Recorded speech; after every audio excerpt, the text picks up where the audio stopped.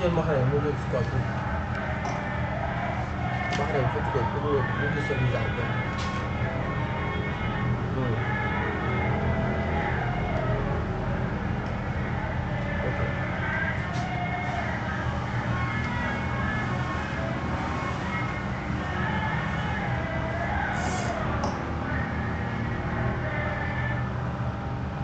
Voilà. Mesdames, Mesdemoiselles et Messieurs, amis sportifs, bonjour à tout le monde. Nous sommes mercredi 12 mars 2025. Cabine technique, l'enfant de Boutolet Ismaël Sané, à la cabine technique Kamara Yahya pour nous servir. Avec la complicité, bien sûr, l'homme de Niamon, bien sûr, il s'agit de Abuja Sam. Cette émission sportive de ce matin sera basée simplement d'abord sur au menu avec l'ouverture officielle du championnat régional qui va démarrer ses phases de retour. Ce sera les 22 et 23 mars prochains, bientôt, parce que déjà aujourd'hui nous sommes le 12. Eh bien, nous évoquerons le cas de nos équipes locales, puisqu'il y a les espoirs de Bignona, il y a FC Bignona, il y a Académie. Alors, voilà les trois équipes qui nous intéressent dans la commune de Bignona par rapport à ce championnat régional qui va entamer ses phases retour. On va parler également aussi des huitièmes de finale de la Coupe du Sénégal de football, eh bien, qui a démarré hier et qui prendront fin cet après-midi, les 11 et 12 mars de ce mois-ci. Alors, et on va vous donner les résultats de ce qui s'est passé hier en Europe. Coup de tonnerre hier du côté de Anfield. Il y a eu un tremblement de terre hier en Angleterre, simplement puisque tout le monde attendait Liverpool. Finalement, c'est Paris qui passe.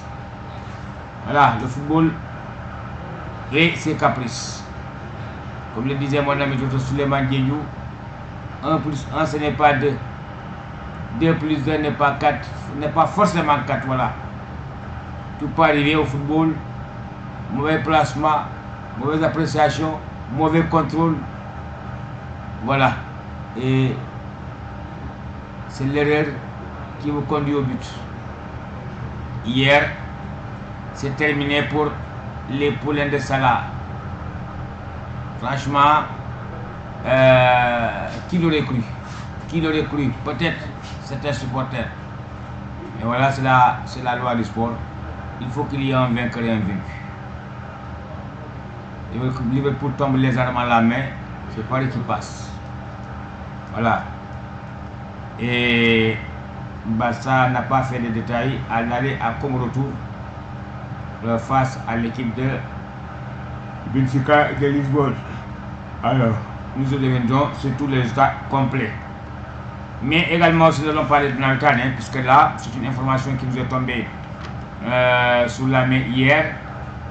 Le mardi 4 mars 2025, une importante assise s'est tenue dans les locaux du Théâtre National Daniel Sorano, communément appelé Doudou Ndiaye Koumbaros. Alors, surtout sur la réforme du mouvement Navetan. Sincèrement, le mouvement Navetan demande à être réformé dans toute sa composition. Le mouvement Navetan, franchement, il faut la réformer. Il faut la réformer du cap à la cheville. Nous avons dit que le mouvement Navetan, il faut être gâte. Tout n'est pas mauvais, tout n'est pas parfait. Bimom, il faut être gâte du cap à la cheville. Moi, nous remercions la ministre du Sport. Franchement, di ko jaajëfal bu baax parce que lii xalaat bi nit ñi war nañ ko xalal bu yàgg.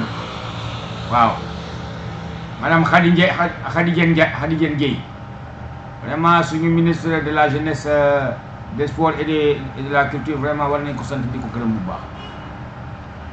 Yàgg naa jooy mbirum nawetaan ni naa leen nawetaan dañ ko war a tëggaat de fond en comble.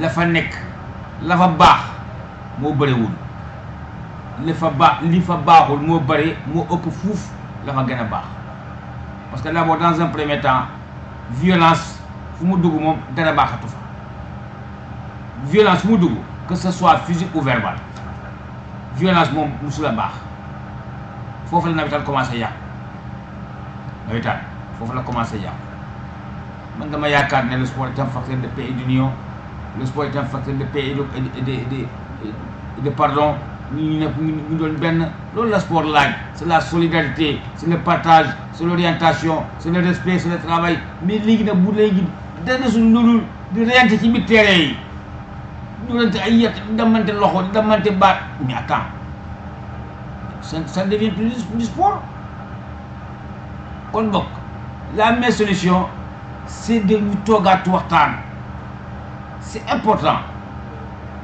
boo doxee ba xamatoo foo jëm la ngeen di toog waxtaan seet ba xam fi ngeen jëm fan la wala xamuleen fi ngeen jëm ngeen delluwaat xool fa ngeen jógee yàgg naa ko wax fii ci sur le plateau naan nawetaan fa mu jëm billaahi baaxul violence bi bare na cooli bés bu nekk cooli ne tulli malli musoo dem terrain amul benn bés boo dem terrain te amul coow Aliou moo ñu def lii Aliou moo def nangam gars yi di durante ay yet di reyante di taal sa ay terrain di taal sa ay mais attends damm ay chaise pour lan moo tax ça a été vraiment une opportunité vraiment pour notre ministre notre nouvel ministre vraiment Khady Diène Gaye vraiment jigéen yu man góor nous allons revenir en tout cas sur cela sur les 13 li nga xam ne les 13 lois yi nga xam ne moom la ñu adopté par rapport à ce mouvement navétane là waaw parce que il va falloir d'abord nit ñi seet d'abord fan la góom bi nekk ñu waxtaanee ko xam nga góom soo ko bëggee faj il faut que alcool bi bare il faut que docteur bi lay faj bu bañ laa yërëm waaw bu bañ laa yërëm de waaw daf lay il faut mu faj la normal sinon bu la naree yërëm de doo wér nawetaan nag góom bi nag dafa profond le mal est trop profond nawetaan pour faj médecin bu ko war a faj il faut que nga doon médecin boo xam ne wax dëgg yàlla doo bàyyi dara waaw moo tax pour la réforme du mouvement nawetaan ils ont choisi présentement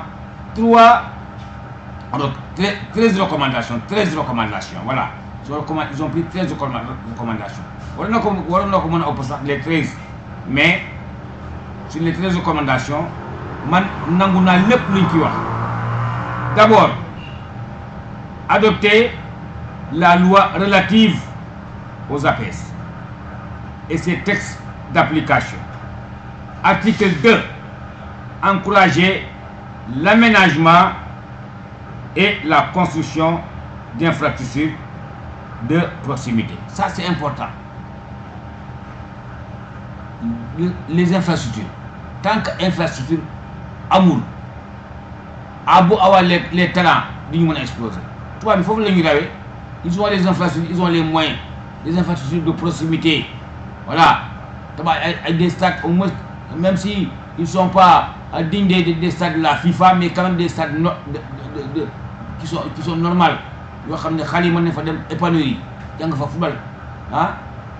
Ça, c'est une très bonne réflexion. Je suis entièrement d'accord avec cet article-là. Adopter la loi relative aux APS et ses textes d'application. Il faut que nous respections d'abord les textes. Mais c'est parce qu'on ne respecte pas les textes. Les gens ne respectent pas les textes. On fait ce qu'on veut, quand on veut, lorsqu'on veut et où on veut. Tu vois, les jours. Tant qu'il n'y a pas l'esprit des textes, tu vois, les mots barrières. Deuxième ligne, le deuxième article, encourager l'aménagement et la construction d'infrastructures de proximité. Là, c'est important. Wow. Il faut que tu aies un terrain yu bas, une infrastructure yu bas. Comme ça, Khady mën a épanouir. Article 3, renforcer la collaboration entre les forces de sécurité et les acteurs du mouvement navétane. Point bu am solo ngi nii. Point bu am solo ngi nii. Les forces de sécurité et de défense. C'est diggante avec le mouvement navétane. Il faut nu ngeen bokk da ngeen koy pencoo, il faut ñu waxtaanee. Il faut ngeen waxtaan li ngeen bokk. L'armée et sa nation. La nation et son armée. Nen ci biir picc ci biir nen. C'est l'œuf dans l'oiseau, l'oiseau dans l'œuf. Ah waaw yow ki nga xam ne moom mooy tax ngay nelaw bay yandoor yow yaa ngi nelaw sa yàlla te sa biir ne di ngay nelaw bay yandoor de mi ngi ci biir di la sàmm gannaaw yàlla yontu mu ngi la sàmm yow sa kaaraange